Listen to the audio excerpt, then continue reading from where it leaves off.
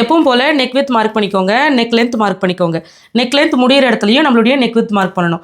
இது வந்து தையலுக்கு தேவையான அளவு, ரெடி அளவு. அதை நான் கரெக்டாக மார்க் பண்ணியிருக்கேன். அதனால தான் அந்த 2 கூடையும் இது கூட இணைச்சிருக்கேன். நெக் லென்த்லேருந்து 1 இன்ச் மார்க் பண்ணிக்கோங்க. இப்போ இதுக்கு மேலே வந்து நம்ம ஸ்கேலப் கொடுக்க போகிறோம். ஒவ்வொரு ஸ்கேலப்புடைய வித்தும் 1.5 இன்ச்சிலேருந்து 2 இன்ச் வரைக்கும் இருந்ததுன்னா பார்க்குறதுக்கு நல்லாயிருக்கும். இப்போ நான் வந்து 1.25 இன்ச்சுக்கு ஒரு ஸ்கேலப் கொடுக்குறேன். நம்மளுடைய நெக் லென்த்துக்கு ஏற்ற மாதிரி இந்த ஸ்கேலப்புடைய வித் வந்து நம்ம அட்ஜஸ்ட் பண்ணிக்கணும்.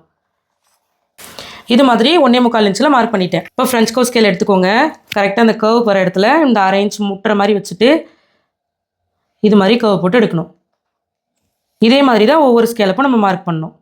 இது மாதிரி மார்க் பண்ணதுக்கப்புறம் ஃப்ரெஞ்ச் கர்வ் ஸ்கேல் எடுத்துக்கோங்க. இது இந்த மாதிரி வச்சுட்டு இப்படி ஒரு கர்வ் போடுறோம். இதை கட் பண்ணி எடுக்கக்கூடாது. லைட்டாக டேப் பண்ணுங்கள். இதோட அச்சு இன்னொரு பக்கமாக விழுந்துடும் நம்மளுக்கு. இப்போ இதை கட் பண்ணி எடுத்துடலாம். அவுட்டர் மட்டும் தான் கட் பண்ணணும், நெக் கட் பண்ணக்கூடாது. இது மாதிரி கட் பண்ணி எடுத்துக்கணும். இப்போ இதை பிரித்து காமிக்கிறேன்.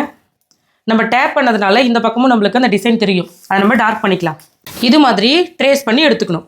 இப்போ லைனிங் அளவுக்கே மெயின் ஃபேப்ரிக்கும் நம்ம கட் பண்ணி எடுத்துக்கணும். மெயின் ஃபேப்ரிக்குடைய ரைட் சைடுக்கு மேலே லைனிங் வர மாதிரி வச்சுக்கணும். வச்சுட்டு இப்போ நம்ம ஸ்கேலப் வரைஞ்சிருக்கோம்ல, அதுக்கு மேலேயே தையல் போட்டு எடுத்துக்கணும். இது மாதிரி தையல் போட்டு எடுத்ததுக்கப்புறமா இந்த தையல் போட்டிருக்கோம் இல்லையா, இதுக்கு உள் பக்கமாக ஒரு 1/4 இன்ச் விட்டு இதை கட் பண்ணி எடுத்துடணும். இது மாதிரி கட் பண்ணி எடுத்ததுக்கப்புறம் கரெக்டாக அந்த கர்வ் லைனில் ஒரு ஜாயிண்ட் இருக்கும். ஜாயிண்ட் ஆண்டெல்லாம் இந்த மாதிரி கட் பண்ணி எடுக்கணும். இது மாதிரி ஃபுல்லாக கட் பண்ணி எடுத்ததுக்கப்புறமா இந்த லைனிங்கை அப்படியே உள் பக்கமாக தள்ளி விட்டு திருப்பிக்கலாம். திருப்பினோம்னா நம்மளுக்கு இந்த மாதிரி சூப்பராக கிடைக்கும். ஒவ்வொரு ஸ்கேலப் உள்ளேருந்து எடுக்கும்போது இந்த மாதிரி ஏதாவது ஒரு டூல் யூஸ் பண்ணி எடுங்க. ஷேப் வந்து பர்ஃபெக்டாக கிடைக்கும். இப்போ இதை நம்ம அயன் பண்ணிக்கலாம். அயன் பண்ணதுக்கப்புறம் ஓரமாக தையல் போட்டு எடுத்துக்கோங்க. நம்மளுடைய நெக் டிசைன் வந்து சூப்பராக ரெடி ஆகிடும்.